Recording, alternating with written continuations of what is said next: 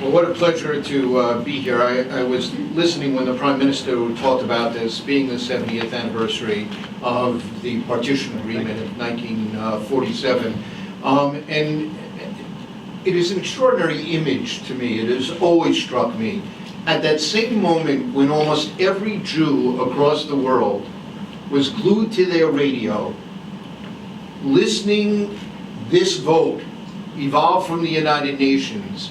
One exception was Elias Sukenik, father of Yigal Yadin, who had just recently had access for the first time to the Dead Sea Scrolls and was poring over those documents. The very time that vote was happening, he, to create the third commonwealth of the Jewish people, he was rediscovering the roots of the third commonwealth in the second commonwealth.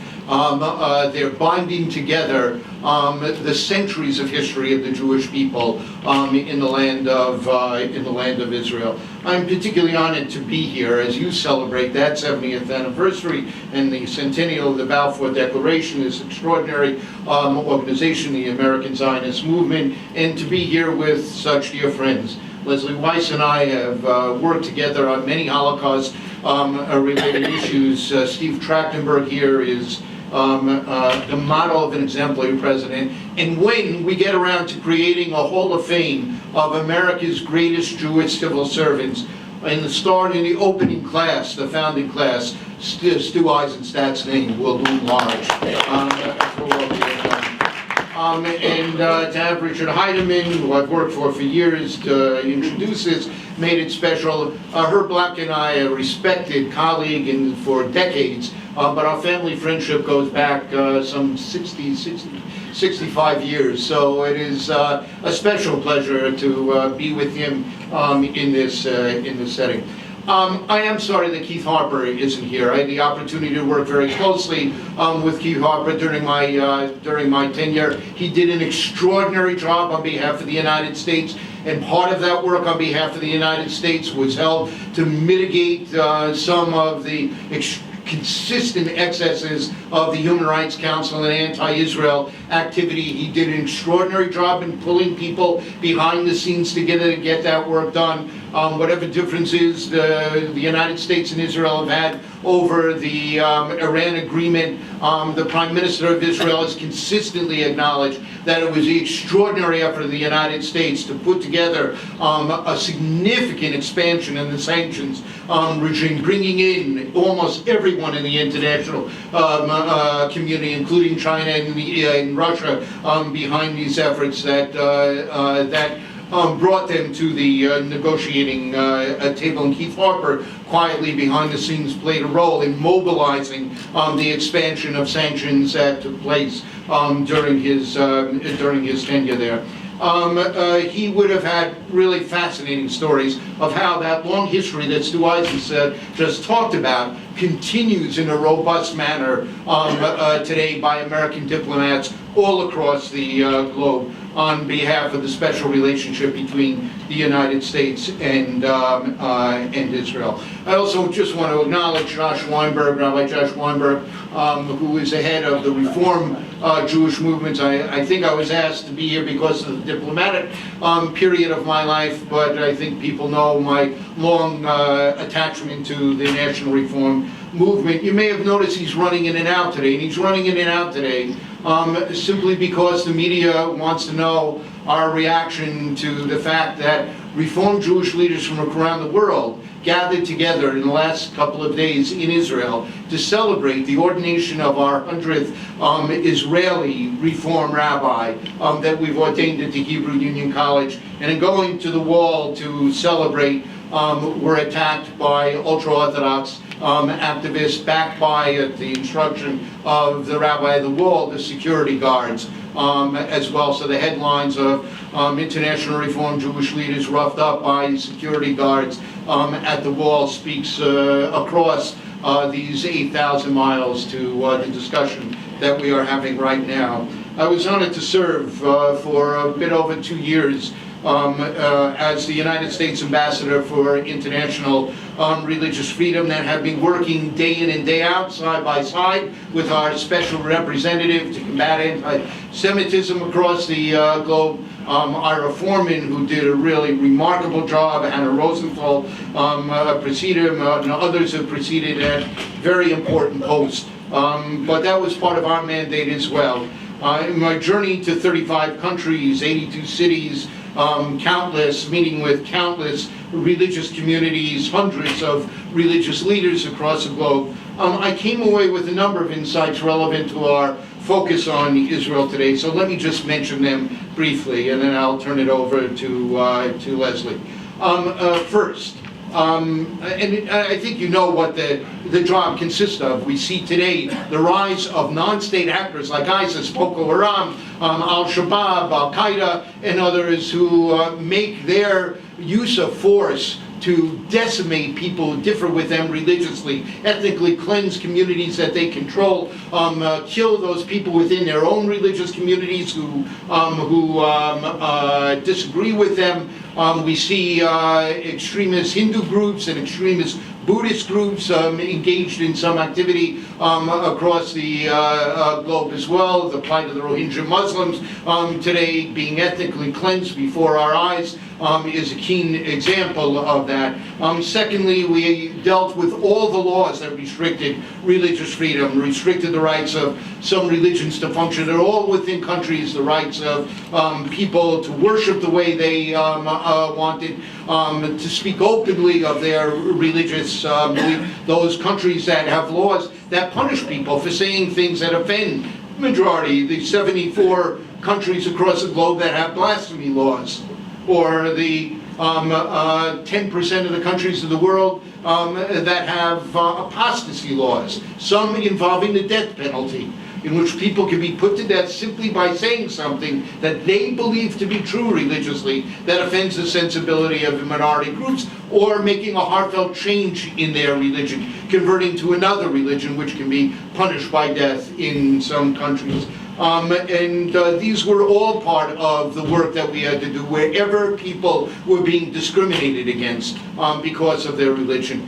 And part of that, as I indicated, was a strong fight against anti-Semitism. We see not just in the United States the expansion of anti-Semitism, but in Europe we're seeing manifestations of anti-Semitism, attacks on Jews walking on the streets, attacks on Jewish schools, children being killed, attacks on synagogues.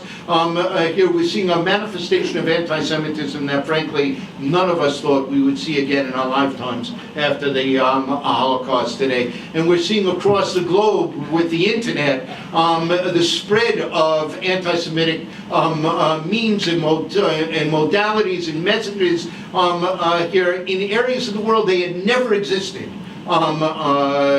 before. So standing up for that, and part of what we did, and you're reading about this now because some in the United States Congress want to implement this into a standard of American law regarding anti-Semitism as well, but we help implement as the norm of American diplomacy and what we look for in international fora, a standard of anti-Semitism that recognize that anti-Israel criticism could step over a line that would be anti-Semitism. And anti-Zionism, the manifestation of depriving Jews the right to their own state, the way other similarly situated groups are entitled to have a right to their state, was itself a manifestation of anti-Semitism. We're very proud of the work that we were doing, and clearly that had an enormous impact on our efforts to protect protect Israel. So just a couple of other observations then. First, I have to say, in traveling all across the globe, I was struck to my surprise, time and time again, how little animus amongst religious leaders in countries across the globe I found about Israel.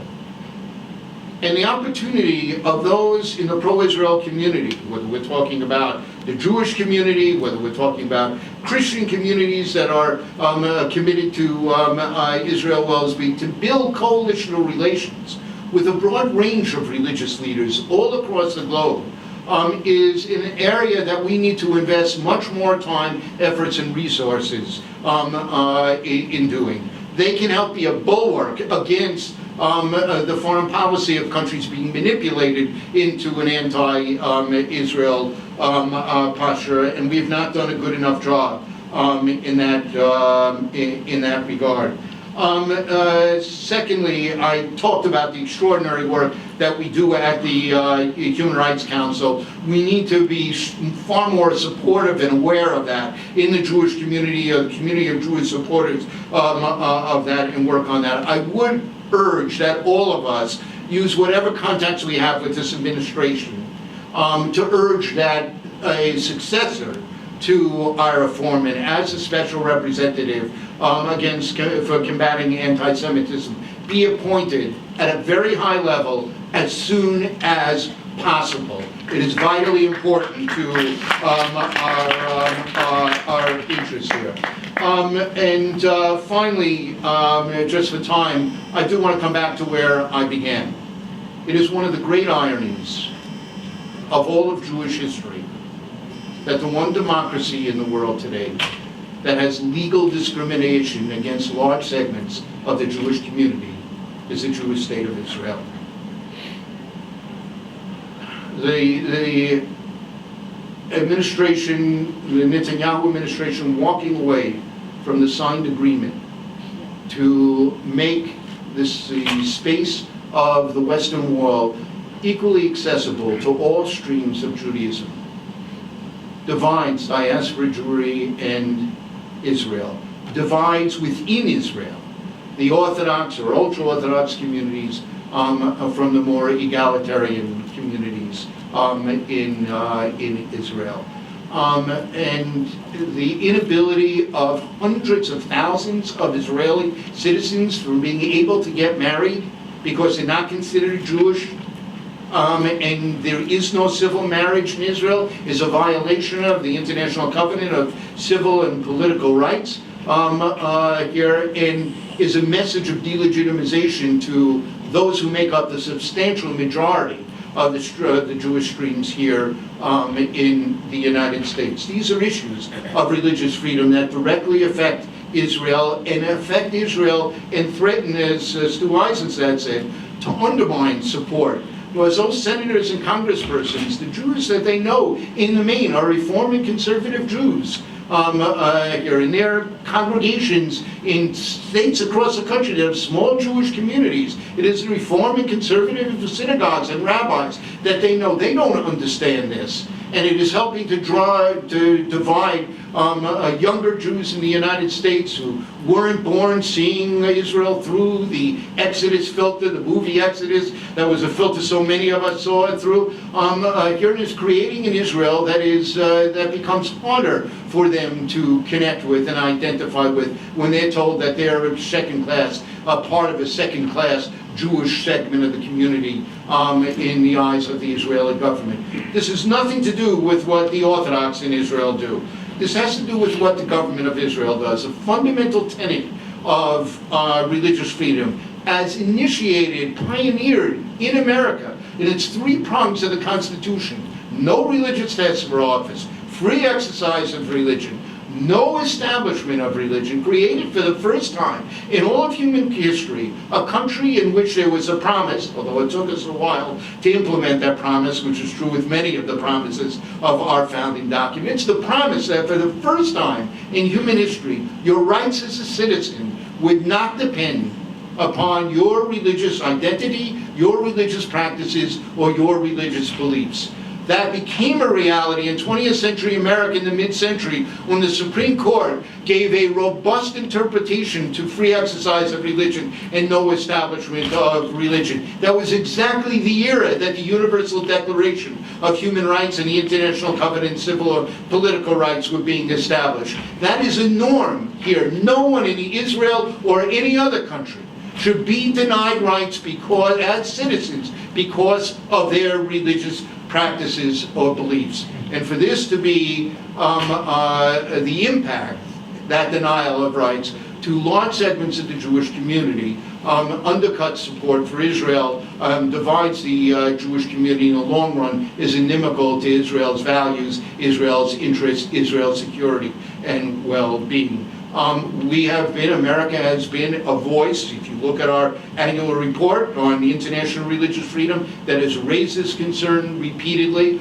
Our diplomats there have made clear our concerns on these issues repeatedly. Ultimately, Israel has to decide. It lives and dies by its decisions. Not we here in the United States, as much as we may love Israel. Israel must decide, but let their deliberations in making those decisions be enlightened and infused with the love and perspective that we bring to bear here. It will be good for Israel and good for the Jewish people.